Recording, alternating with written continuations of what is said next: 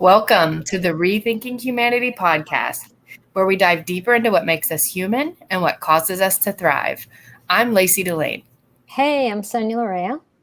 And we are so excited to have you guys for episode 48. It is property, profit, and power, the ultimate values of modern society. That's what we're going to dive into today. We also have some really big news. One of us has really big personal news, and we have a big news as a podcast. We're super excited to share it with you, and we're going to share that with you in the next 10 minutes, so stay with us. Sonia, what's up? Hanging in here through this crazy world. Yeah, well, we haven't done an episode in a little minute, and so there's been a lot going on in the news. A lot is going on in our world. Yeah. Even more, I think, than what was happening when we started the podcast in the midst of the lockdown in 2020.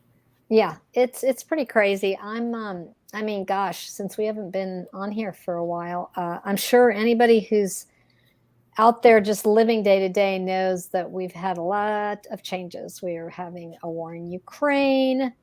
Yes. We had the overturning of Roe v. Wade. We've had mass shootings.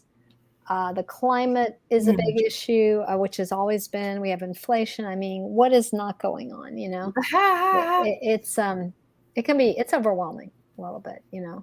It really is. For me personally, it's sort of created an anxiety. If I kind of let myself think about everything happening, it's just a lot. And specifically, I mean, you and I have talked about this a bit. The Roe v. Wade is huge as women, having this constitutional right to abortion overturned. And it really has to deal with the autonomy of our bodies. It's much more than that, right? Right. So that's big news. The war has been going on. I checked today. It's been going on. It's day 154 of this invasion of Russia into Ukraine. Wow. It's like 5 months. And I know when it first happened, we were all like, oh my gosh. And now it's like normal life. Like every day there's something else happening in all the lives that have been lost. And it's just, it's a lot, And then, of course, we are dealing with super intense weather where it's hot in many parts of the states, like just not normal hot, like temperatures just extreme that is affecting people. 20 degrees higher than the average. Yeah. I think London recorded last week like their highest temperature ever in the history of the the city, London. I mean, that's like, wow. I heard that there were things melting, like roads or something in You're London. right, things were melting. It's just, and also you imagine that they don't have AC there. Like, not everyone's saying they don't have AC, but that's not a country that would be typically. They didn't need it. They didn't need it, right? And so now we actually see that. Then the other horrific tragedy were these shootings, the one in Uvalde, the one in Hyde Park in Illinois, and these were one was at a school, one was at a parade, a July 4th parade. I mean, it's just, it feels like everything is, at least at times, just caving in. Just society, the world is, I don't know. It's tough. It's been tough for me, but I will say one thing that I brought up to you, Lacey, the other day. I was trying to see, well, is there a silver lining? What does all this mean? I feel that we're sort of in an existential crisis of the world. And I do think this is prompting people to make some radical changes. And I think people are having the conversation, just like you and I are having the conversation on Rethinking Humanity. Yeah. I do think it's very hard to see that, but I think I don't know if those changes are going to happen in my lifetime or our lifetime, but I do think there's a movement. It's kind of like, because it's kind of like the blank hitting the wall. You're like, okay, got to do something, right? Well, I think about kids too, and like how they learn. They typically don't learn that they need to do something differently until there's some type of unpleasant situation, consequences, pain, I'm not saying like inflict pain on a kid to make them do something different than you want. That's not what I'm saying. I'm saying as humans, I think we learn by experience, and it's hard for us to learn sometimes that we need to do things differently without some type of a challenge to the way things are going at the moment. Right. And so I love what you're saying about, is there a silver lining? And I remember when we first started the podcast in 2020, feeling really positive about that. I think in general, my view of life is like my approach, my frame of reference for my own personal life is very much that way. But I think having seen some things that I've seen in the political world, I feel pretty discouraged about, the chances of things improving. And so I don't know that I want to stay there.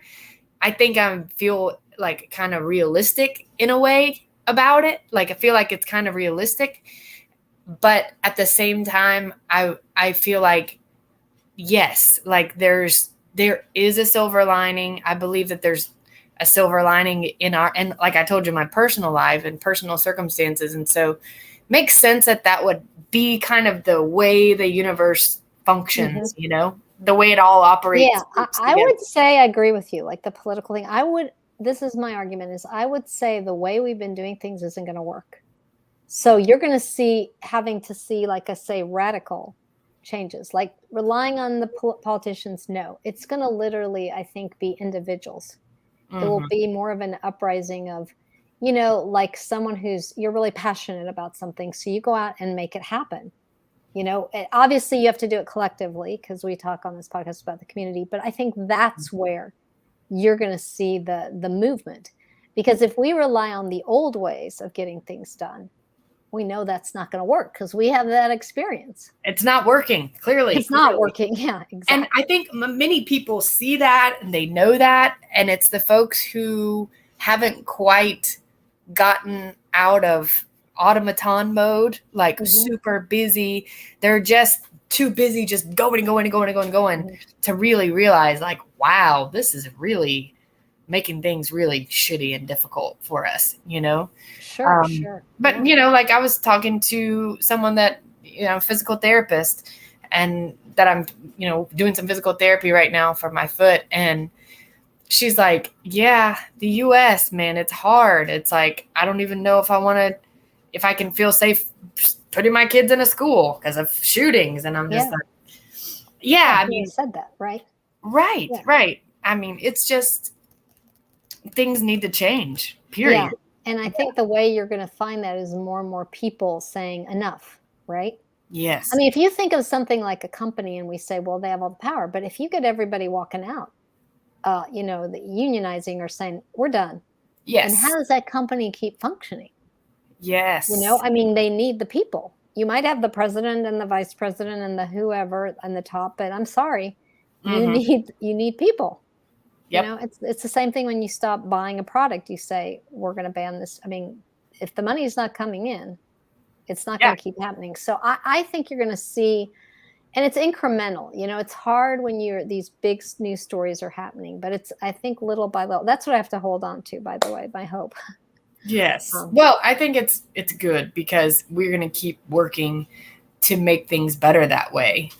Speaking of that, Andrew Yang made a big announcement today about merging with two other parties, merging the Forward Party with two other parties. I don't recall the two names, but apparently the resources that they all have between the three of them are going to be excellent. And they see a lot of positive opportunities in the future. So that's kind of cool. That's cool. I definitely believe that when you put energy out there towards something, it's going to go somewhere. It's going to result in something. And so,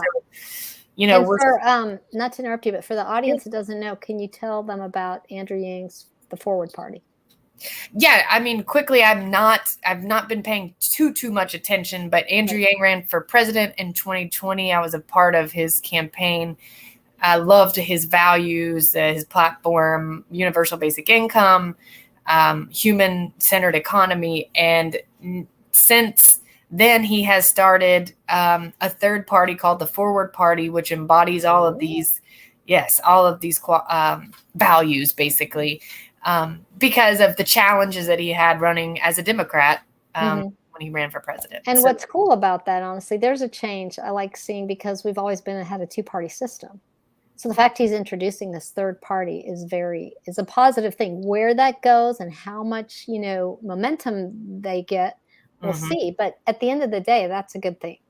Yes. We're making the change, And he's putting out effort upon effort upon effort, so that's great. And as he's said previously, and other people have said, many of these developed countries that are not third world countries that have, similar economies to ours, they have way more than two parties. Yep. So this is not an abnormal thing. It's like, we're behind the times, Joe. Let's get more than two parties. Okay. We're so divided. I think it's very clear how divided we've become just based on what we saw with the Roe v. Wade stuff happening. Of course, we're hearing news of the January 6th hearings about, insurrection. Trump, the insurrection, exactly. So there's a lot going on, and then there's inflation. And I forgot to bring inflation. Yeah, the middle class is feeling such a squeeze. I will say that I am not unguilty of that. I'm part of that. I'm like, damn, like, what is going on? I know. And I'm a very fortunate person. So anyway, there's just a lot going on. That inflation is a global thing. It's not just in the U.S. Also, the wildfires are happening crazy in California. They're also happening in Europe. So yeah, there's just, it's like, hey guys, are you going to pay attention? Hey, right. The house is literally on fire, and we have to, find a way to put it out. Yeah. So yes, lots going on in the world, and also a lot going on for us, which we're excited to share, and we are about to. But before we do, I want to make a correction. Sonia, okay, not believe that I did this, and we just didn't, none of us, me, you, or Victor, we totally missed it. When we started, I don't know how many episodes, it was in April of this year. I said, it is our third year doing the podcast. It's not our third year doing the podcast. It's 2022. It's our second year. Okay. So anyway, I just had to make that correction because I've been thinking about it. It didn't hit me until like weeks later. And I was like, wow. It probably felt like 3 years. That's true. In that way, it works. It's totally fine. But so anyways, but it was our 2-year anniversary, not our 3-year. But we are going to kick off season 3 tonight with our big announcement, which we're so excited about. Something we've been working on behind the scenes for the last, couple months, really. So we have transitioned ourselves onto a platform called Substack. Yeah, and that is kind of a cool thing we're excited about.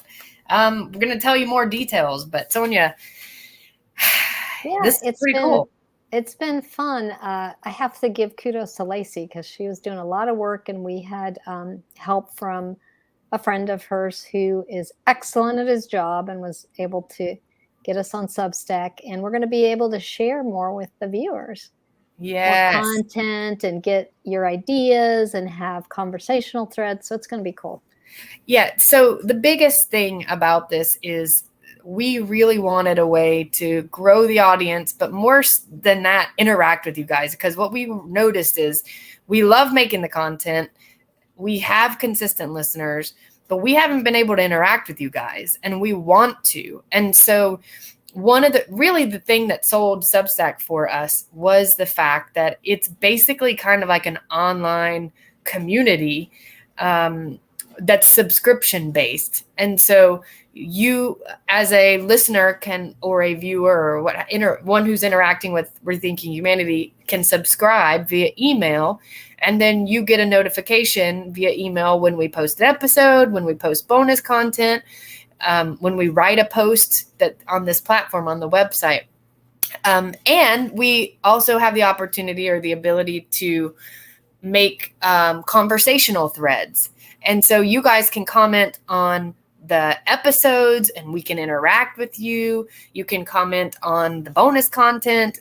And that is all like part of the free subscription level. And part of the reason we did this, and Sonia, I'll let you speak to this a little bit, but was we wanted to grow the podcast too. And we wanted to give ourselves the opportunity to monetize without having to do ads. Yep. So for those people that aren't have like the technology thing going on like me, well, I'm learning, is I just want to describe Substack as you will still get the podcast, just like you're getting right now. You will get the written content, meaning if we post something, and you will get, like Lacey's saying, the bonus content. And you can also communicate with us, which is what we're really wanting to do. We want to hear from the listeners. We want to hear from the viewers. And then as far as the monetizing part, I think what's cool is Lacey and I aren't big advocates of advertising. So we were trying to make this easy for people to be able to contribute what they want to, right? And to be able to subscribe. There's the free subscription, and then there's the subscription that is also a paid subscription. Right. And so Did I get that right? Did I get that right? It was perfect, Sonia. You killed it, girl. Good job. Good job.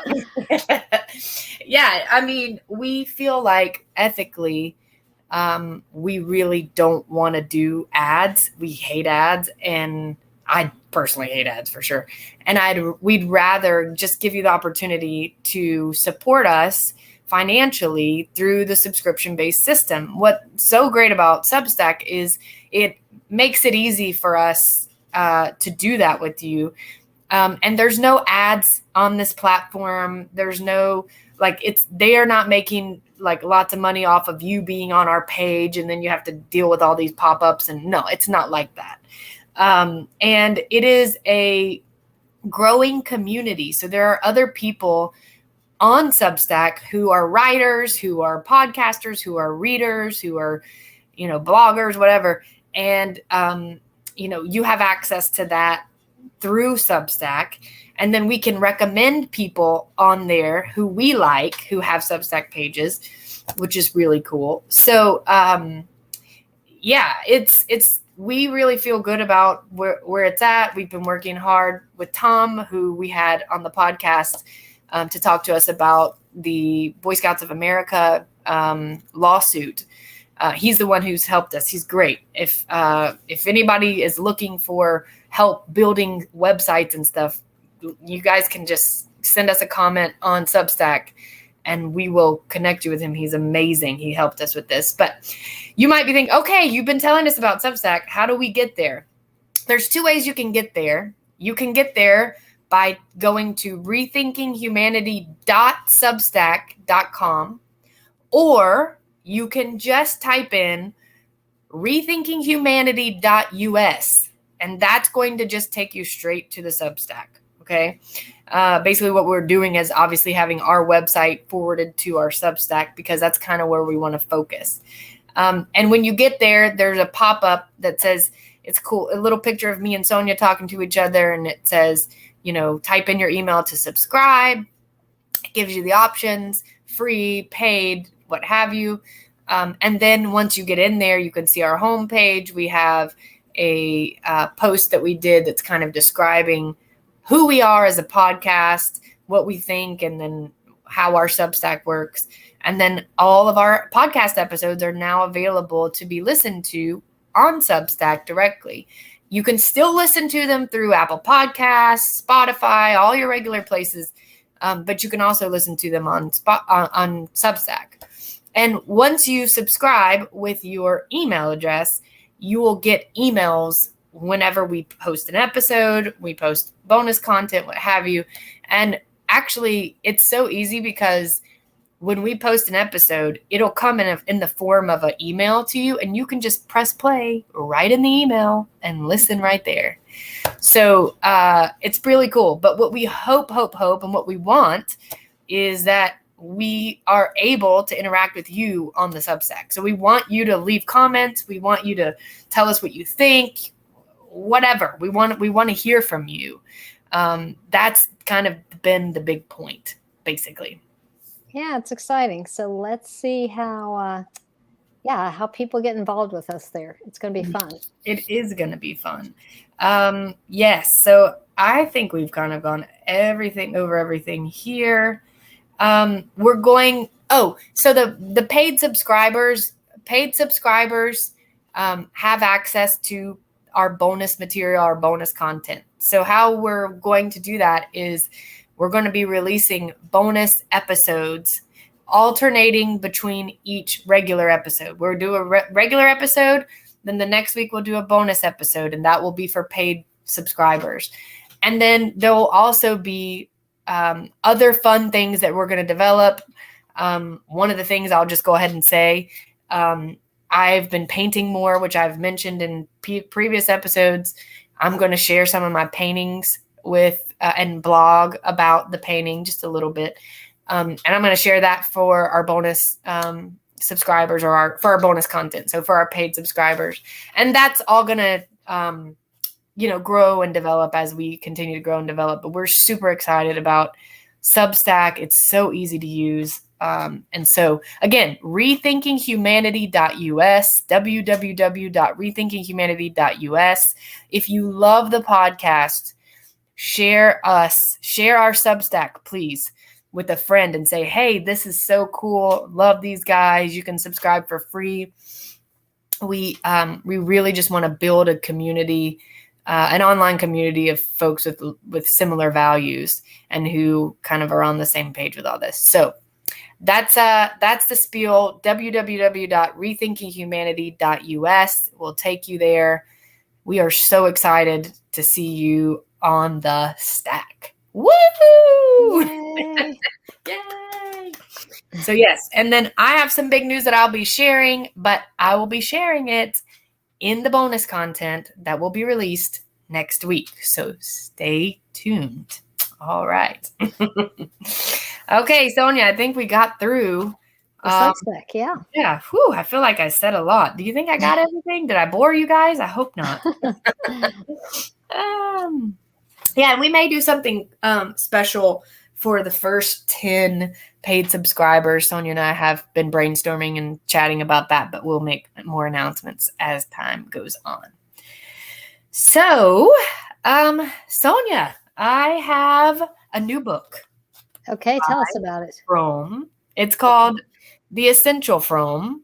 Mm-hmm. And of course, it's The Essential Fromm, so I had to have it. Yes.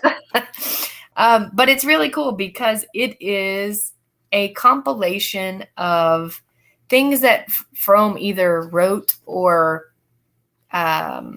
spoke at, giving speeches or, conferences or whatever that had never been released before. And so I knew we would have a lot to say today for the announcement of Substack and the catching up with the news. So I was like, I'm going to pull a couple things from here. I know you have some things from. Yeah.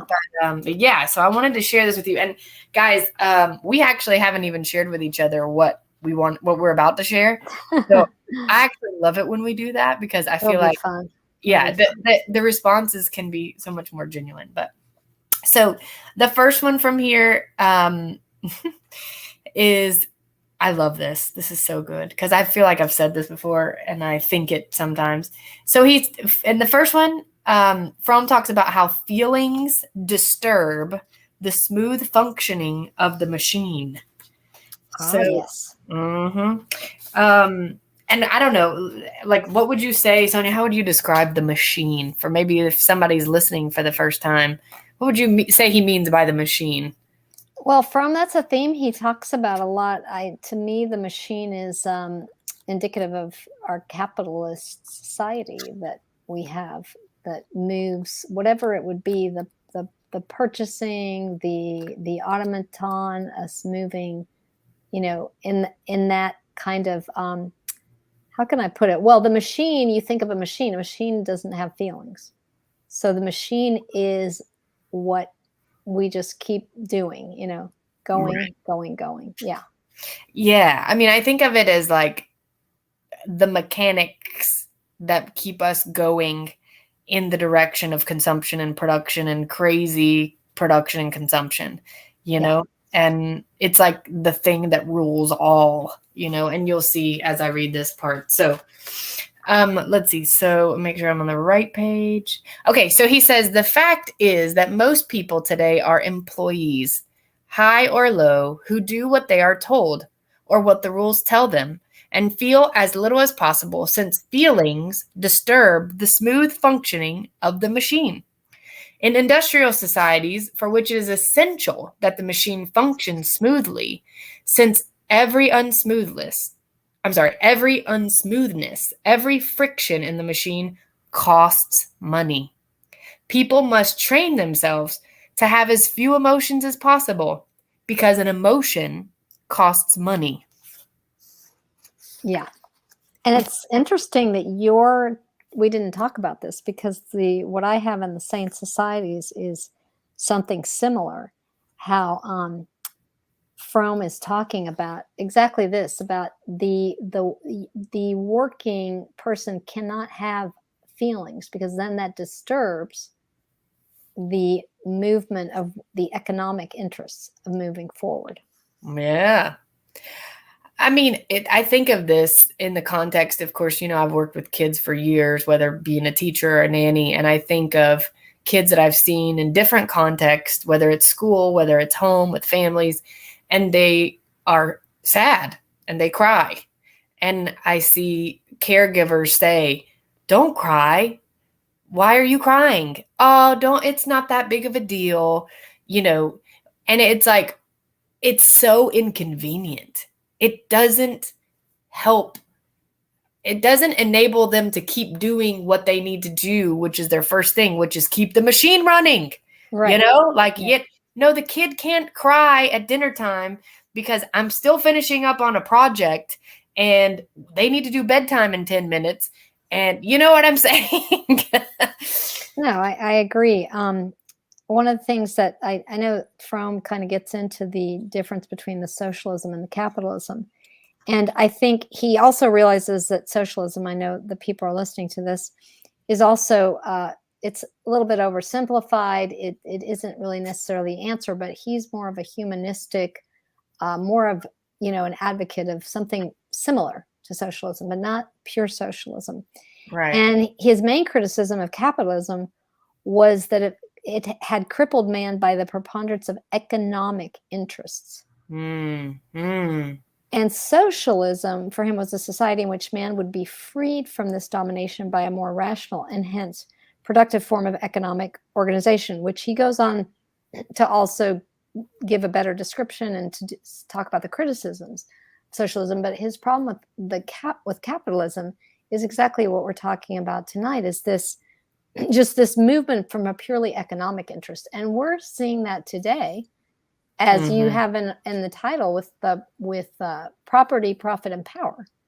Right. Because that's really what drives, you know, corporations, what drives any institution, is this profit and also, you know, acquisition of property.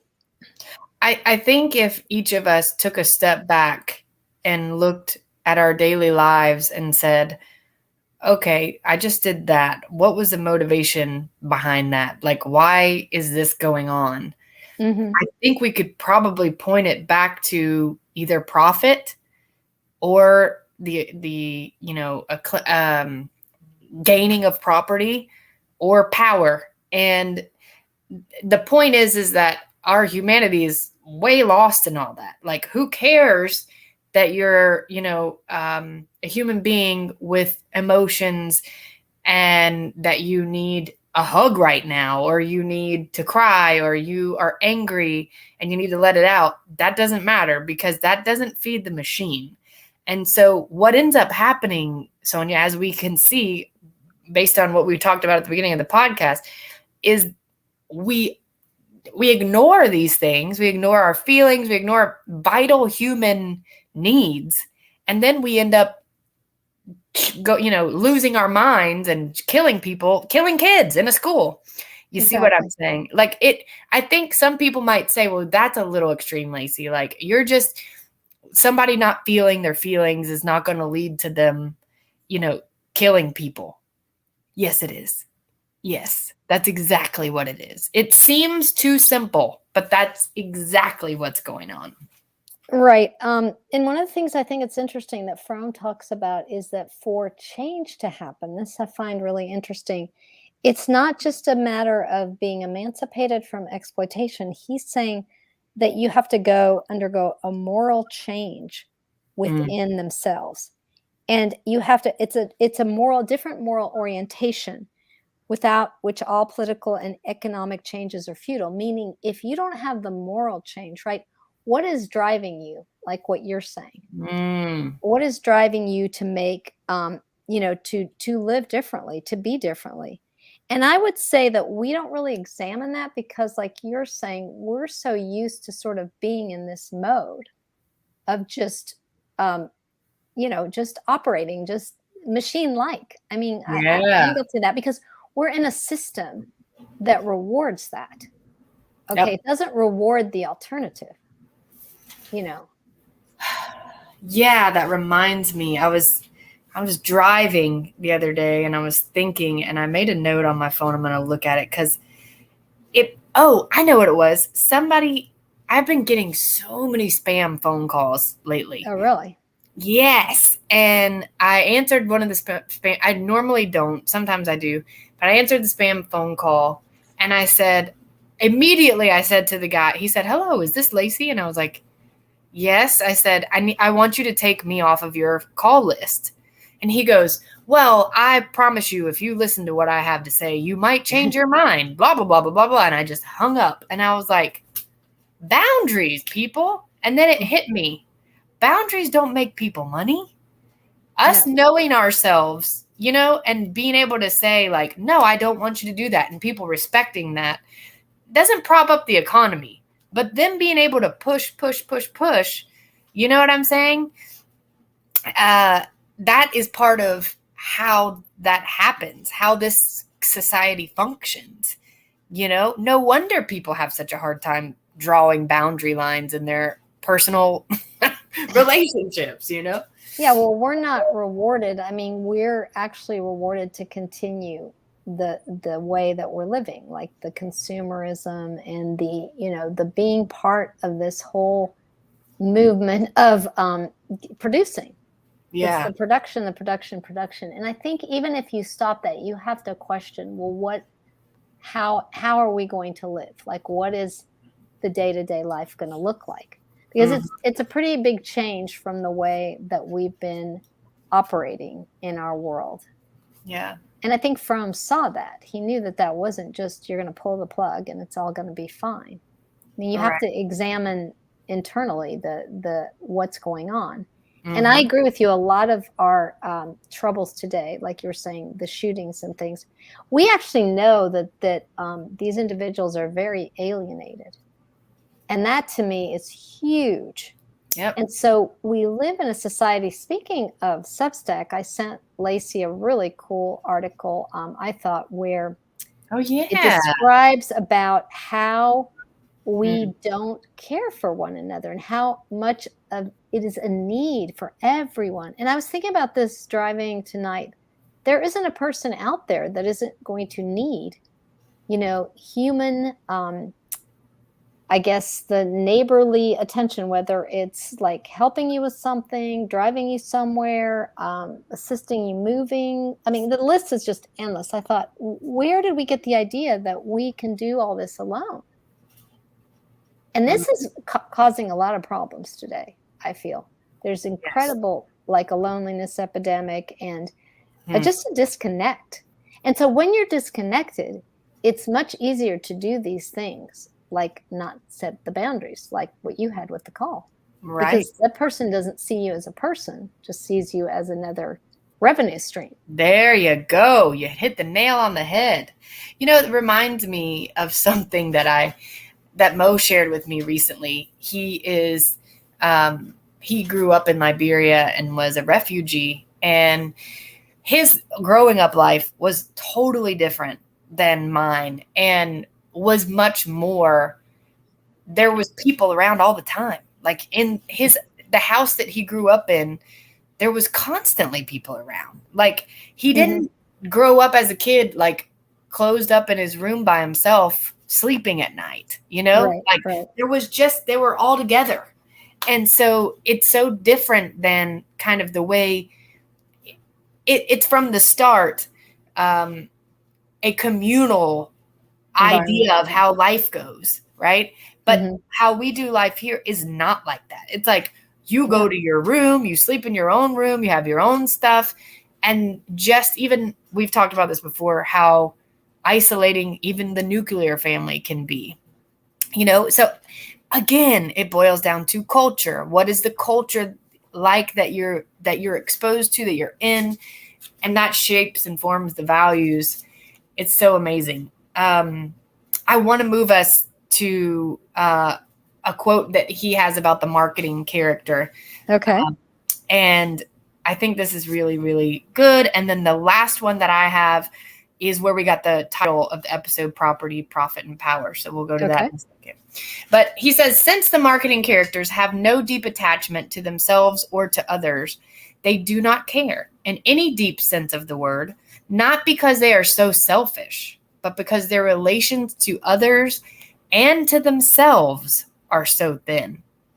This may also explain why they are not concerned with the dangers of nuclear and ecological catastrophes, even though they know all the data that point to these dangers. That they are not concerned with the danger to their personal lives might still be explained by the assumption that they have great courage and unselfishness, but the lack of concern for their children and grandchildren excludes such an explanation. The fact is, nobody is close to the marketing characters. Neither are they close to themselves.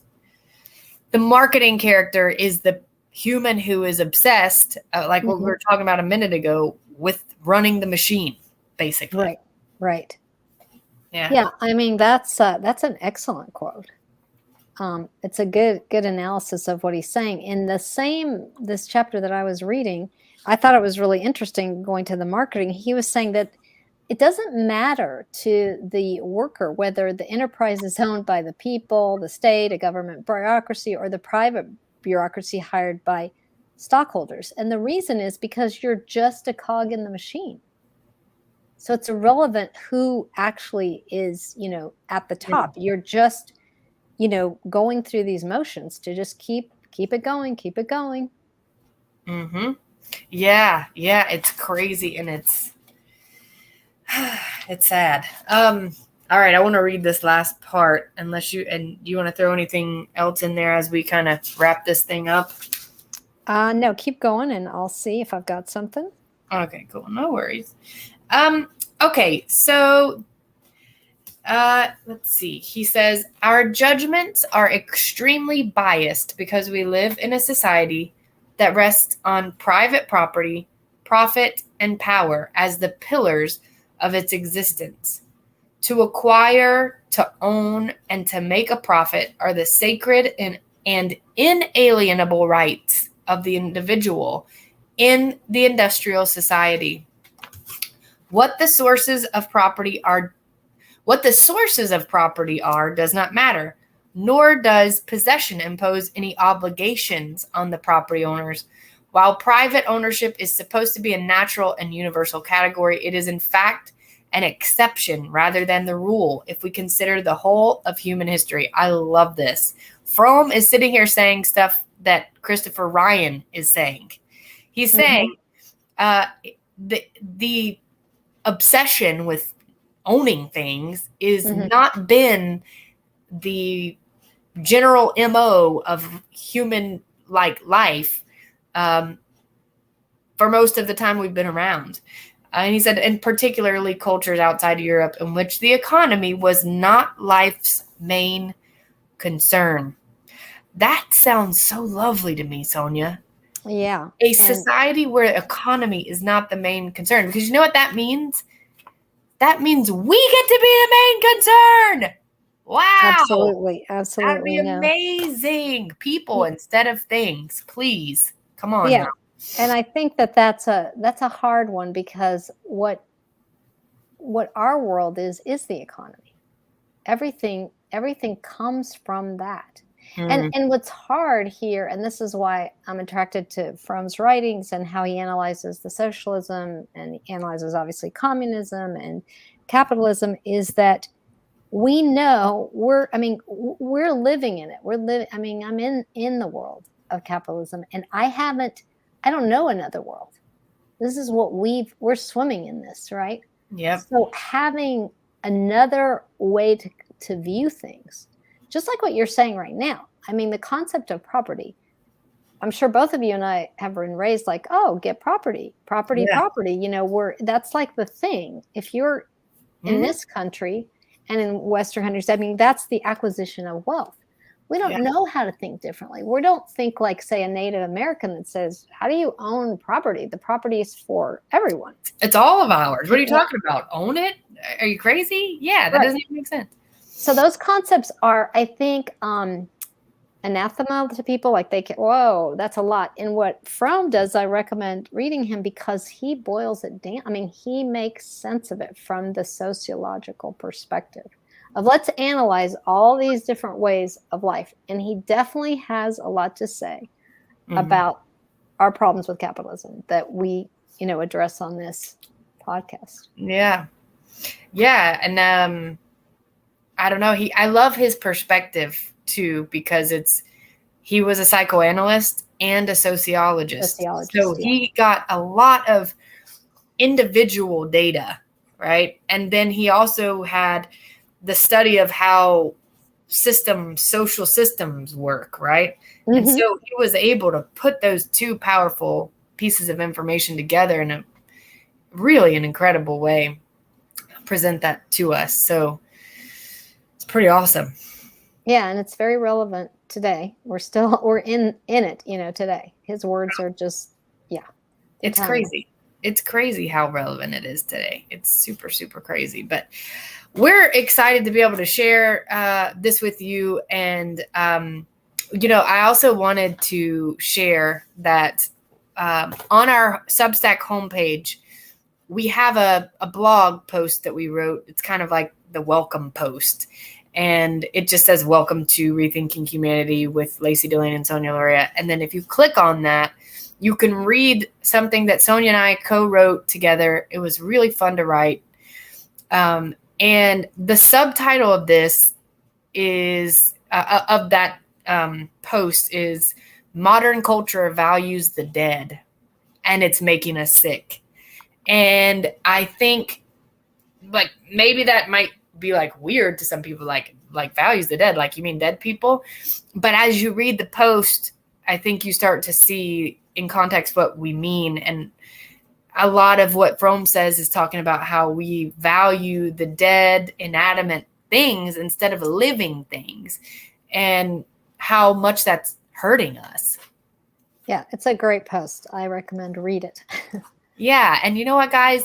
I can't wait for you to read Sonia's writing because she is so good. She's such a good writer. Okay. I'm sorry, Sonia. I had to say it. Okay, thank you. I can't help it. She's a great writer. We're going to do some writing. And I can't wait for you to see Lacey's art because I was impressed. Well, thanks. I don't know what I'm doing. I'm learning. I'm having fun, and that's what counts. But we are excited about the ability to write posts on Substack too, because it's something that we both enjoy doing. I know Sonia's been thinking about doing it for a while. So that's great. And I'm excited to share my art with you. And I have to say, all of you who are listening, I will be offended. Just kidding. I was going to say, though, I will be offended if you don't comment on, just tell me something. I don't know. I'm just kidding. Yeah. You don't have to. But what I'm trying to get you to do is post comments because we just really want to interact with you. So please make your way over to rethinkinghumanity.us, www.rethinkinghumanity.us. Subscribe to us, free or paid. If it's paid, we greatly appreciate you. And you're going to help keep us doing the podcast, doing the content. If it's free, great. We're happy to have you. We're so excited. We can't wait to interact with you. Bonus content is coming your way next week. I'm sharing some big news. You don't want to miss it. It's pretty freaking cool. Yeah. All right. Anything else, Sonia? You good? You No, good? I'm just excited to be back. I know, me too. It's good to be back, guys. We missed you. We're here. We're not going anywhere. I know we say that, but we're humans. And so sometimes we don't make episodes. So that's just kind of how it is. But we love you guys. We thank you for joining us on tonight's episode of the Rethinking Humanity podcast. Bye guys. Bye.